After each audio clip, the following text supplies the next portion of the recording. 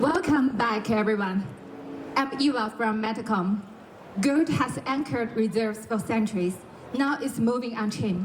Tokenized gold, like XAUT, is backed by over 700,000 ounces of physical bullion and accounts for around 60% of the tokenized gold market. For institutions, the question is no longer whether these assets belong in a portfolio, but how to size them, hold them, and settle them. So let's meet our panel. To my left, Dr. Bo Bai, chairman and co-founder of MetaComp.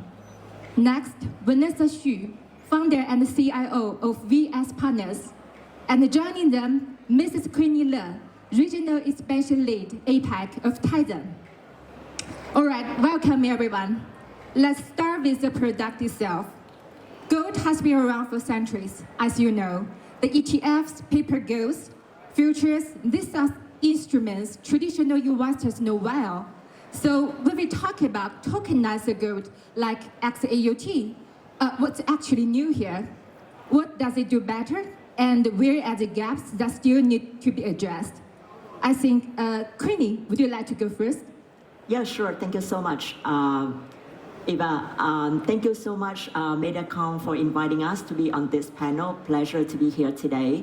My name is Queenie, currently acting as the regional expansion lead for APAC at Tether, the issuer of the world's largest stablecoin USDT and also the world's largest gold-backed token, Tether Gold XAUT. Thank you so much, Dr. Bo. He has talked a lot about Tether gold-backed tokens, and happy to share more insights today about this. Going back to the first questions, I would like to start with a simple thought experiment. Can you imagine it's a Friday night in Hong Kong where a family office would like to increase the exposure to gold because of the market uncertainty? If they're going to buy the physical gold, they would need to think about voting, transportation, insurance, and also settlement.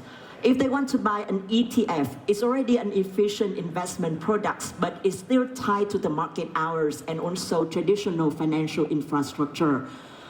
So can you imagine now you can actually buy physical gold that's settled globally within minutes, 24 hours a day, while it's still representing the ownership of the real bullion? That's what tokenization actually brings into the table.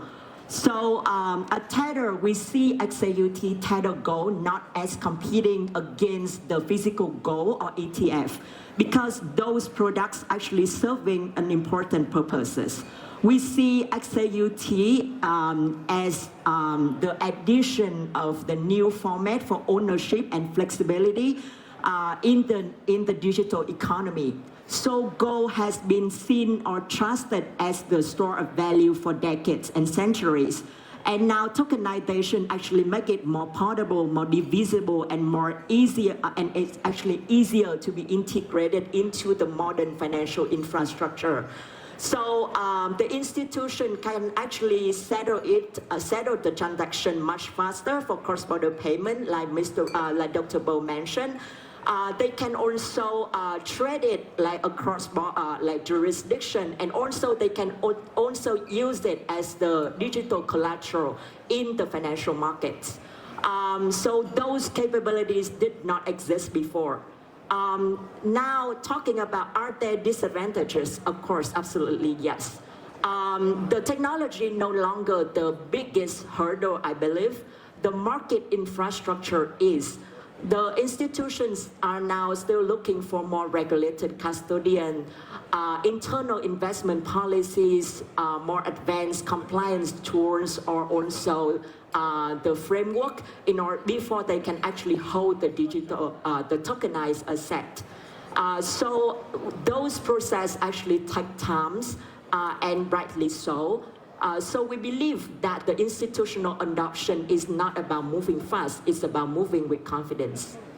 All right. So Vanessa, does that match what you are hearing from institutional clients?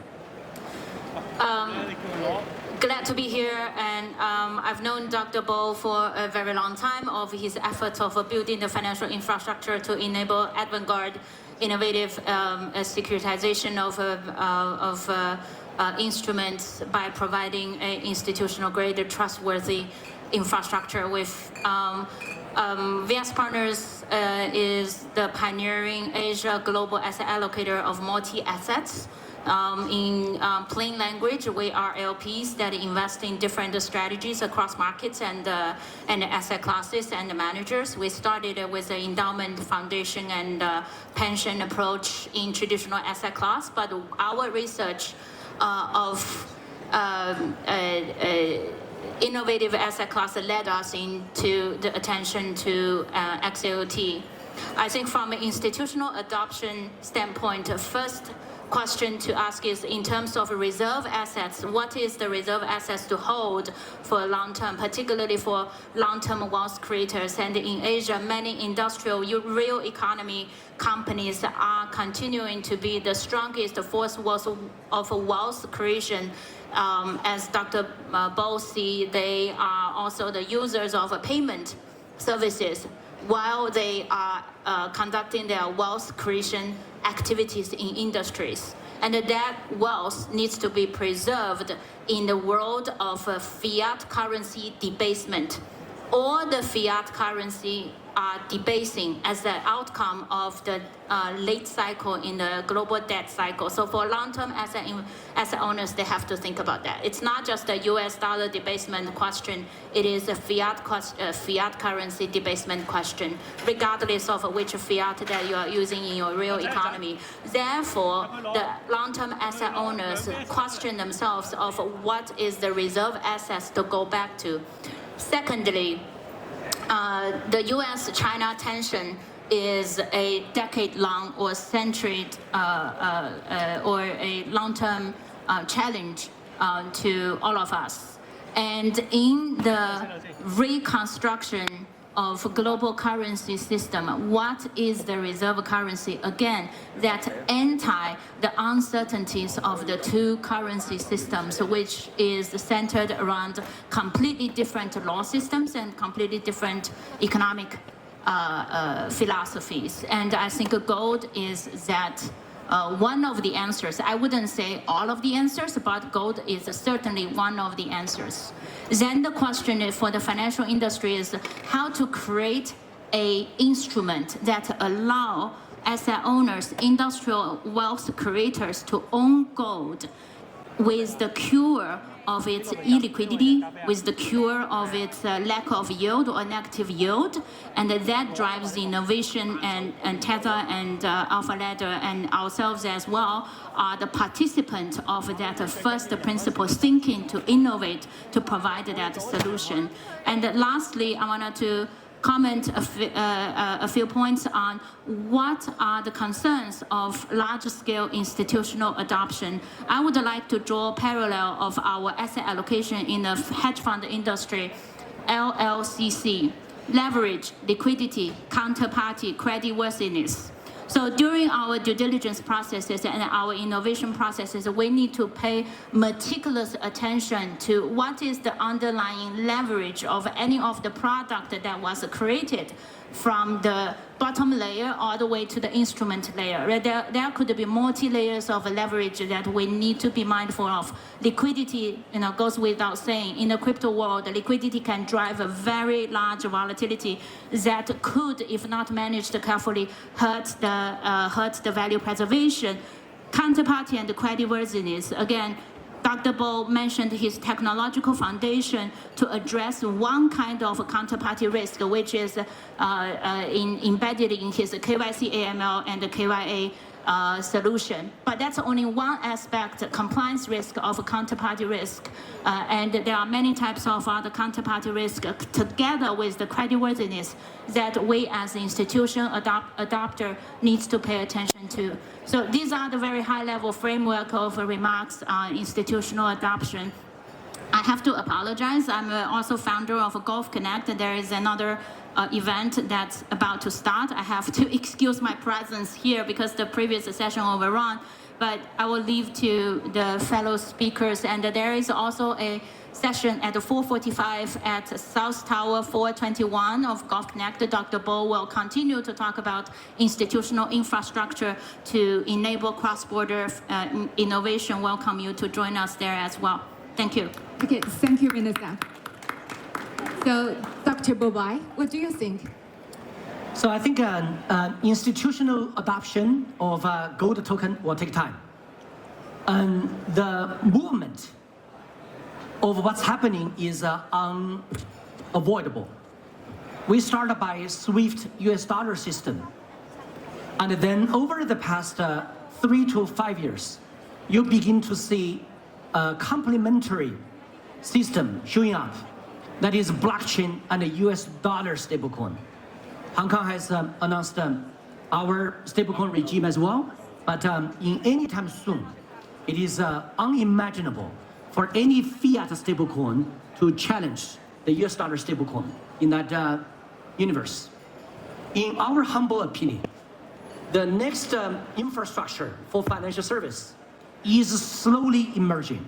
That is blockchain plus gold token. The reason is quite obvious. US dollar stablecoin made blockchain for financial service underlying infrastructure acceptable to even large institutional investors and many of the corporates and enterprises. At the same time, the concern about any fiat is emerging. The more war, the more challenges, the more fragmented world, you will see the more challenges regarding any individual fiat. And then you look back. If you want to find any supplementary solution, you only have one thing really reliable that no government can really manipulate. I don't think any government in the world right now can fully manipulate gold prices.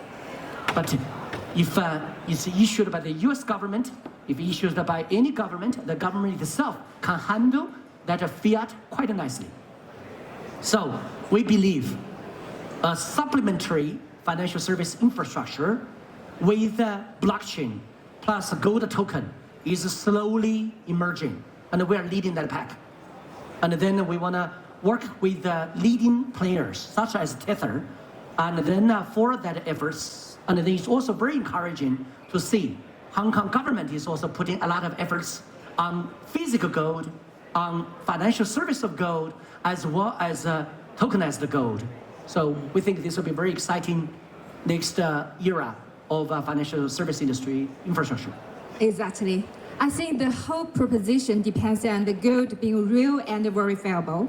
So please, Bo, tell us what has to sit underneath the token before an institution can hold it with confidence, and how's that proven today? Right. So far, I think we begin to have a large LP, which meaning the people who invested in the large private equity funds begin to show up to have the conversation with us like this. Is people begin to understand, okay, you begin to have some very well licensed entity with strong enough power to handle the anti-money laundering stuff. So you receive that, you handle that. And then you begin to have sufficient on-chain tracking. And then the last is enough evidence and enough proof of reserve of how many of the gold over there. And then for that, maybe I pass to Queenie about the POR of gold, which is extremely critical. Yeah, for sure. So one thing that I would begin with to emphasize that blockchain doesn't create trust. It creates transparency. And when we're talking about when like the institution, when they evaluate or assess any tokenized real world assets, they normally ask for simple questions. First, does the asset actually exist? Second, is the ownership legally enforceable? Third one is that is it held with reputable custodians? And also, can they independently verify what they are buying? So we try to answer those questions when we first introduced Tether Gold XAUT back in 2020.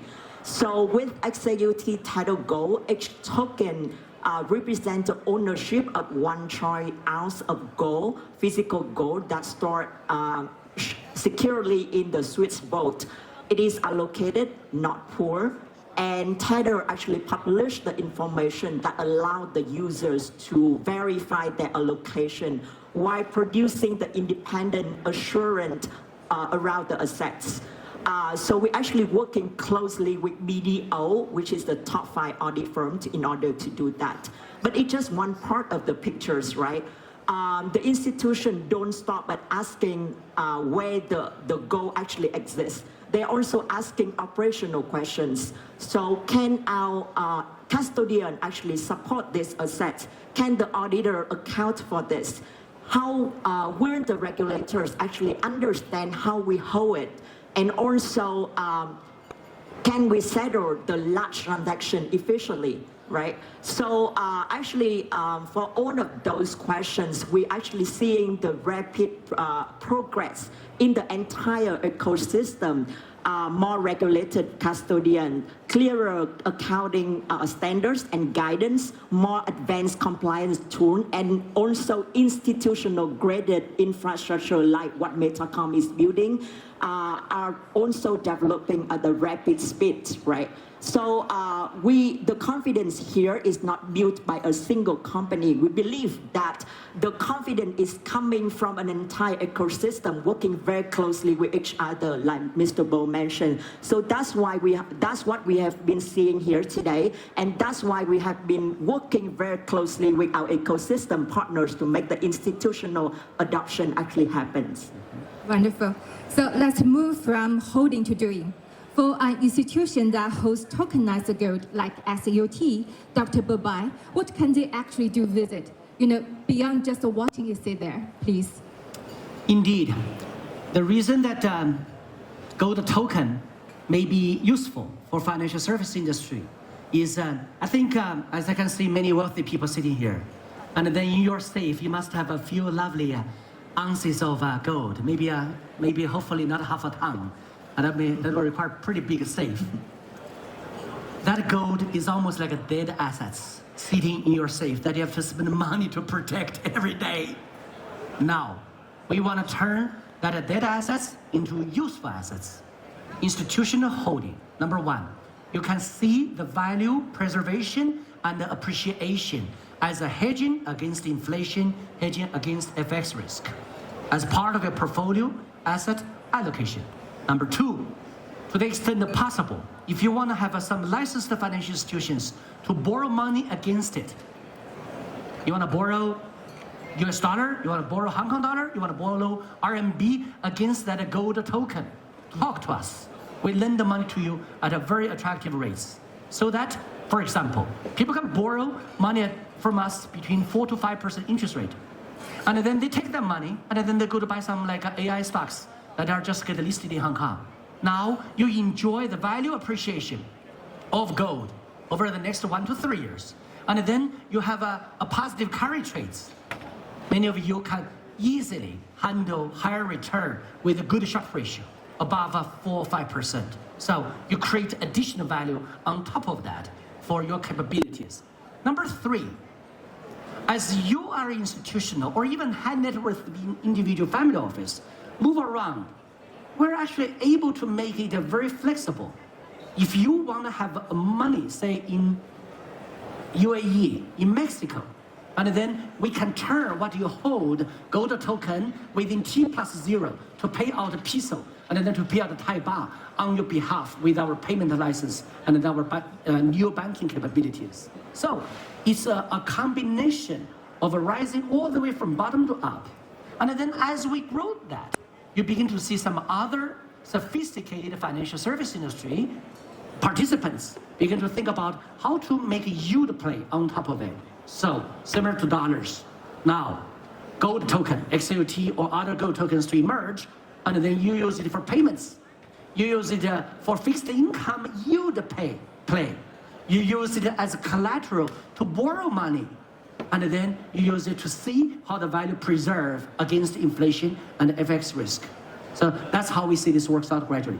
Great. So Queenie, what are your thoughts? Yeah, I think that Dr. Bo has covered mostly everything and give very detailed examples. So I just want to take a step back to provide maybe a quick overview of the picture here. So when we talk about when we try to answer the use case around tokenized gold, right? So we would. It really depends on who's asking those questions. When we talk to the central bank or sovereign institutions, the tokenized gold will primarily be viewed as the strategic asset reserve. The family offices might see it as the long-term inflation hedge or the portfolio diversifier. However, for the digital asset fund, they might see it as the high quality collateral asset like Dr. Bo mentioned. But for the multinational companies, they also see it as the more efficient settlement layer for international cross-border like payments use cases, right? So what's exciting here is that the tokenization doesn't change the investment characteristic of the underlying asset, but it expands the use case to institutions, how they can actually see it and use it in the way that they want, right? So the gold historically has often used as the passive asset. We buy it, we store it, and we hold it. We hope that it preserves the value over time. However, tokenization actually make the same goal programmable and operational. So like Dr. Bo mentioned, institutions can actually move or settle across jurisdiction. They can also use it as the collateral for digital markets. And also it can be easily integrated into the modern treasury system. Those, like I mentioned in the first questions, those capabilities did not exist before. So the interesting, one thing that I would like to point out, many people are talking about the yield on the tokenized gold. I just want to clarify that gold itself does not produce yield, neither does XAUT Tether gold by itself.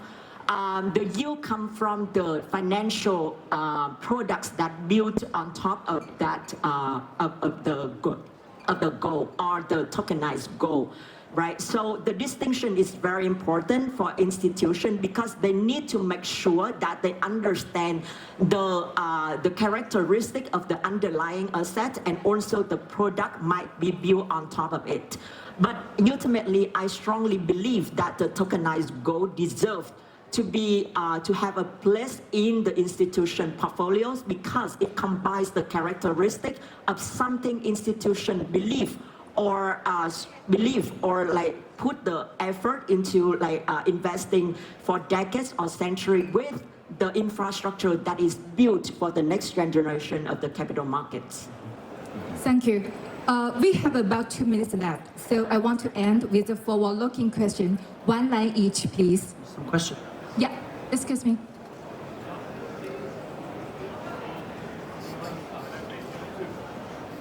How many days do you give to the demise of SWIFT? I don't fully understand. Say it again. How many days do you give to the demise of SWIFT system? I don't dare to answer that question. I don't think it's going to happen anytime soon. I think it's going to be a hybrid. We are a firm believer of a hybrid system. And then just like the payment, SWIFT will play the primary role with the US dollar stablecoin plus blockchain play the secondary role. And then hopefully gradually gold token plus blockchain plays the third supplementary role.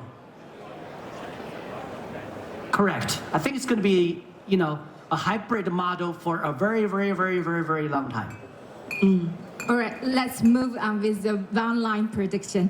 So what changes in institutional allocation to tokenize the RWAs over the next 12 months that the market isn't pricing in yet? Please, one line each. So the time is up, so maybe I keep it short. So this is my hope, not a prediction, that in the near future, there's no distinction between the physical asset, real-world assets, and tokenized asset. It will emerge into one asset, and the assets deserve to be programmable and move like instantly cross-border, like on a blockchain network. One sentence, gold token plus blockchain as the underlying infrastructure base to build the next generation financial service infrastructure is going to happen. And whether you like it or not, and then we would love to be the first pioneer to drive that effort. So some of you feel free to join us. Thank you. Okay, love that. So, Just leave it. yeah. Thank you. Thank you.